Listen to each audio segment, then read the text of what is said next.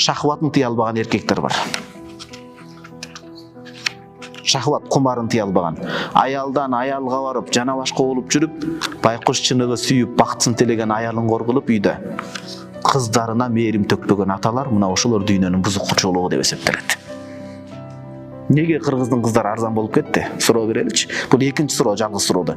Неге биздин кыздарга болгон намысыбыз, мамилебиз жаман болуп кетти? Неге эле дүйнөдө кыргыздын кыздары кор? Насаат медиада чыгып атканда суроолор келип атты. Мен Италиядан суроо берип атам, эжекеңмин. Ошол жерде мен бир абышкана багып иштейм, мени да католик экен, чиркөөгө кир деп атат. Мен еврейлердин биягында иштейм, ошону тазалап иштесем болобу? Бүт кыргыз кыздарынын суроосу. Быйыл 7 майга Капчыкчасына мен барганда кыргыз кыздардын неге мындай намыссыз, неге мындай бир кыздарыбызды бир колдой турган болбой атабыз? Айтышыңыз мүмкүн, ал кызга өз атасы эйлик кылбайбы? Сиз өзүңүз баштаңыз кызыңызга аталык мээримди төгүп. Сиз өзүңүз баштаңыз. Ар бир ата үй бүлөдө ажырашпай, аялы насип кылыптыр, кыялын көтөрүп, таанышмандуулук менен тарбиялап, кызына татыктуу мээрим бергенде кыздар адашпайт эле, ор болбойт эле. Бир күн келиш керек, эртең кыргыздын кыздарынын куну бийик болуш керек. Башкалар келип, дини бөлөктөр биздин кыздарды алып кетпеш керек. Жээндер көбөйбөш керек. Билесиз да, атанын канын баласы эмес, кыз көбүрөөк улайт. Генетикасын көп алат кыз киши. Бала эненикин алат. Сиздин токуңузду улай турганыңыз бизге өнүп калганда эркек болгону менен кызыбыз биздин бактыбыз болот да. Бул окуя кайната кайненеси келсе күйөө баласынын үйүнө. Күйөө баласы тежиктенип, тоң моюнданып эшигин ачпайт эмиш. Эшигин ачайын десе, кызы эки оттун ортосунда калдар ачады. Эшикти ачайын десе, кеткенден кийин күйөөсүнөн көзү көк ала болот. Ачпайын десе, ата-энеси келип тыкылдатып атат.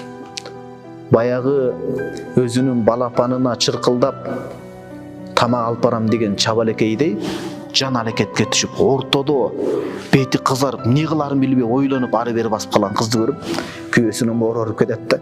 Эртең мен дагы карыймын. Эртең мен дагы бирөөнүкүнө ошо кызыныкына барсам, эшигимди ачып бере турган кызым болот турбайбы? Эч жака батпай калганда, кел атаке деп жандай турган ата деп сого турган жүрөгү бар кызы болот турбайбы деп кайната кайненесин жакшы каршы тосуп алган экен да. Ошон үчүн биздин кыргыздын кыздары өзгөчө. Мындай өтө арзан болбош керек, кунун билиш керек, тарбия бериш керек.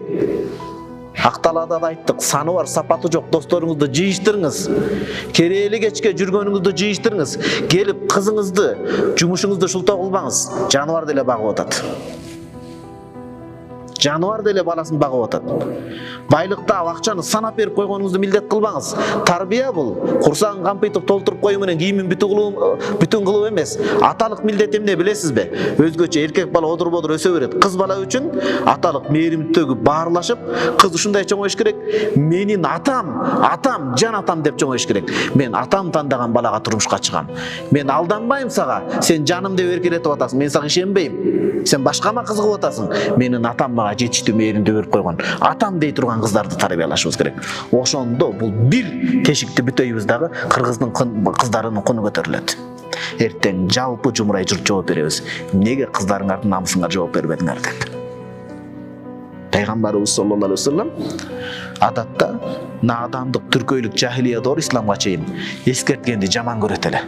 Айтпагыла, көп сүйлөбөгүлө. Кудай сала манна алейкум бил ислам. Ислам динин силерге белекке берди. Кой аны деп айттырбайт эле, бирок ошондой караңгы доордон бир нерсени көп айттыра берет эле. Кайсы? Өз кыздарын курбандыкка чалып өлтүргөндөрдү айткыла деп көп жерде эскертет эле.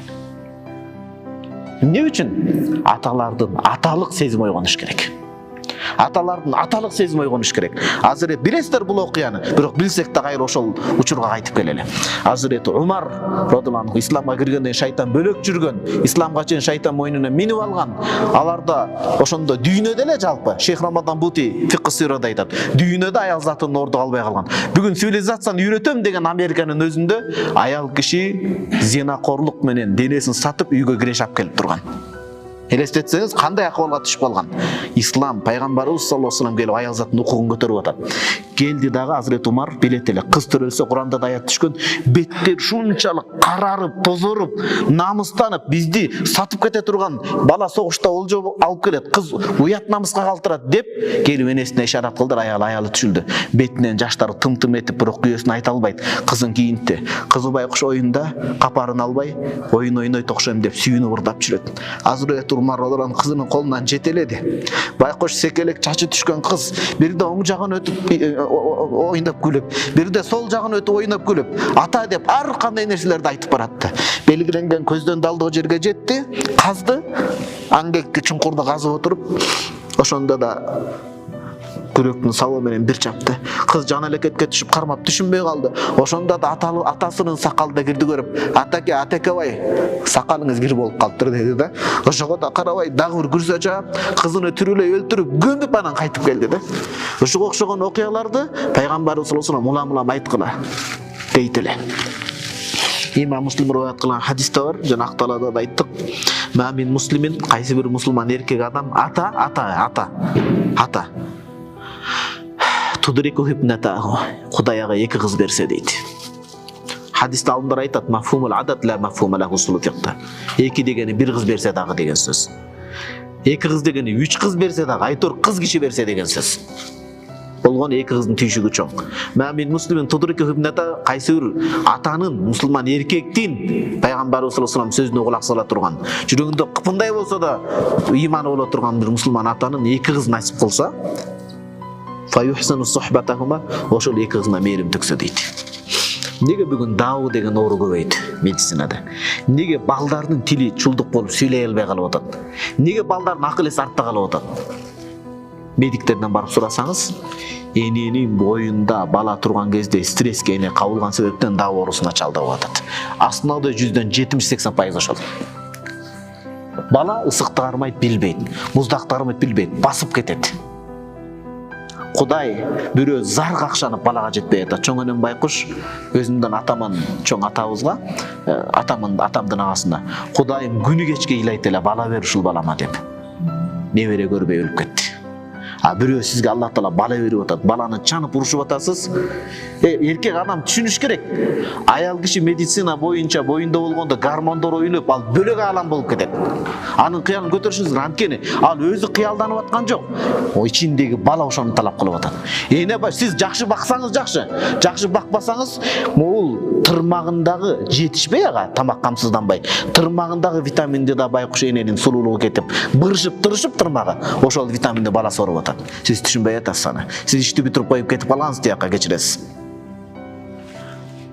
Кайсы бир мусулманга Кудай Таала эки кыз берип, файхсуну сухбатахума, ата катары мээрим төксө, оорулардын алдын алса. Неге балдардын тили чыкпай атат? Сөз ошол болгон. Ата келип сүйлөшпөгөн себептен, эне келип сүйлөшпөгөн себептен.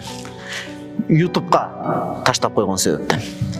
Мамилесин жакшы кылып, тарбиясын, мээримин берсе, караңыз, илля аткалатахул жаннат, ал эки кыз аны бейишке кирет дейт.